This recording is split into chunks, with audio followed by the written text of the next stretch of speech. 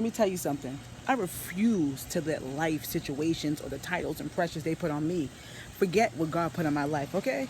The moment I started getting back outside in nature, the moment I started saying, God, listen, how can I get back to having the passion and engagement and attention for the stuff you put me here years ago that I already was doing for my chosen path?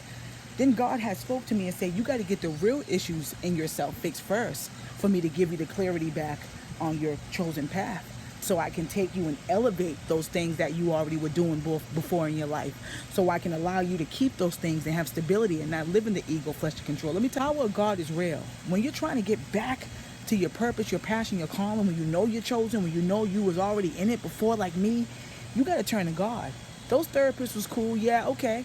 But see, I know what I need and want for my life, and I've always had, and that's what I stay in. I stay connected to my inner dialogue and my spirit and for what God put me here for.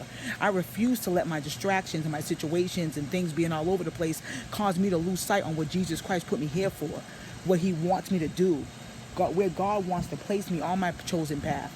See, I've been in my chosen path, ladies, but I refuse to let life and any pressure they put on me or anybody around me that doesn't understand my journey, my testimony, take me away from that voice I know I always wanted. That's why when I'm faced with tough situations, ladies, I don't get worked up.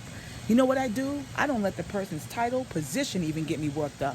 Like when I was facing them court cases, ladies, I said to myself, I know God got my back, and I know I got my back, because I'm willing to go above and beyond anyone's title and position to make sure I get what I need for my life, so nobody puts me in a jam and now I'm complaining.